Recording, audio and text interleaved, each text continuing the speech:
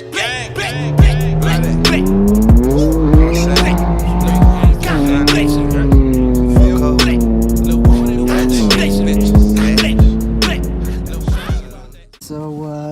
today's video gonna be changing out my pads and then switching my brake fluid on the M3. Hopefully I can get to the brake fluid today. If not, it'll just wait till tomorrow, and you guys should notice a difference in time, or time lapse, I guess. But yeah, I'm going with StopTech Sport pads. Pretty straightforward. First, loosen up the tire, loosen up the lug nuts, go ahead and jack up the car, and then completely remove them and take the wheel off. And then the big brake kit on this, I don't know if you call or consider the rear calipers a big brake kit, but both front and rear is really easy to work with. You just pop out some pins, drop in the new pads, and that's it. So yeah. Alright, so I took the wheel off. If you guys get a chance, make sure you clean off your hub with some with like a brush, so that way that rust doesn't keep the wheel on or make it a pain in the ass to remove. Because I just tried to take off my wheel and it was just fucking a pain in the ass. And the next thing I did was pop out the pins, so one here, and then you can go ahead and take out the brake pads, and then make sure you disconnect your sensor if it's good. Obviously you can reuse it, so keep it there for your new pads, but if not, then you can just replace it. Alright, so these pads had plenty of tread, or not tread, what am I talking about? Plenty of pad left. One thing I just wanted to swap these out for some new ones was because the pins kept falling out. So, and I just saw the new equipment, or the new hardware for these ones, and it looks like StopTech upgraded it by adding some rubber pieces at the end, so that way it stays in, because that was like the issue that was going on. It kept popping out.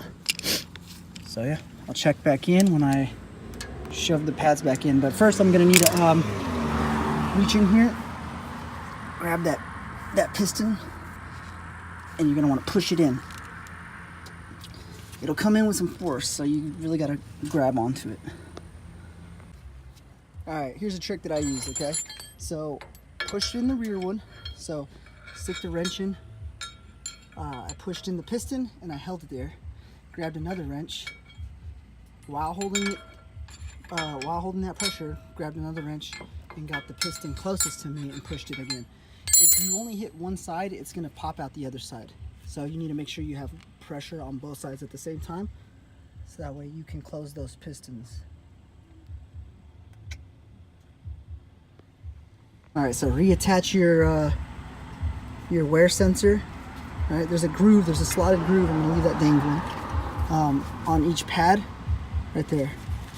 So you'll hook it up. Obviously, the fat side of the sensor towards the pad, so that way when it hits it, it can send that signal to the car, and you know that you need to replace your brake pads. So just go ahead and slide these bad boys in just like this. And then we got some hardware to connect. Bam. Alright, so I put my clip in. Here's my two pins that I pushed through. I'm just gonna keep pushing until I see it show right here and right here. So just line it up and push it on through. Guys, yeah, so that's it. My pins are lined up. They're all in. So here's a little trick. Just do one side at a time. Just push this spring, push this side of the clip. It's kind of like a spring almost. It basically holds tension on the pads. So push the top, here's my index. Push the top of the spring with your left hand, and then slide in the pin through your right all the way through. All right, then this clip is gonna be still a little wobbly, but when you push pressure on this side, same thing, left hand, or left finger, push pressure on down, and then go ahead and slide in with your right hand. Now, you may not get it all the way through. It may just sit just a little bit short of popping out how it is now. But what I did is I just grabbed a screwdriver and just pushed on the end of it, and it just pushed it the rest of the way through. Pushed on the end of it while holding pressure on that clip. And that's it. Bam. Good to go.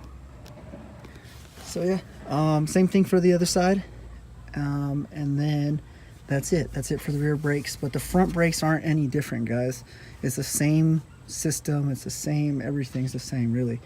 It's just that you're working with 4 pistons rather than just 2, one on each side. So you have one here and one here rather than just these 2 big single ones on each side. So yeah, if you guys have any questions on this video, just leave it in the comment section. I'll get back to it as soon as possible. Thanks for watching. This is the first part of a 2-part video dealing with the brake pad change and the brake fluid flush. So I hope you guys enjoyed this. Hope I was informal enough for you guys to feel comfortable doing it on your own. Thanks. Okay, so I don't know how good you guys will be able to see me, but I forgot to cover the break-in process for these pads. It's relatively the same for all pads, but just check the instructions just to make sure that the same instructions I'm about to give you are the same for your pads. So what you're going to want to do in order to give them that initial break-in so you don't warp your rotors is you want to get up to 60 miles an hour. And what you're going to want to do is you're going to slam on the brakes. And do not come to a complete stop though. Alright, so you're gonna go 60, slam on the brakes, probably about till 5 miles an hour, and then keep going. And you're gonna want to do that anywhere from like 5 to 8 times. Once you've done that, then your pads should be mated with the rotors, and you don't have to worry about warp. But you can still warp your rotors if you push the car hard within the first like initial 300 to 500 miles. So if you're like doing canyon runs and you just mated your pads with your rotors, you still have that possibility. You're still running that risk, and you'll know if your rotors are warped if you get like a vibration when you slam on the brakes. Basically what happens is, well, I mean, if you know what warping the rotors does, or warping anything does, it just kind of makes it something straight, have a curvature to it, which causes that vibration or wobbling feeling. But yeah, that's it for this video, guys. Thanks for watching, and stay tuned for that brake fluid flush video. Thanks. Bye.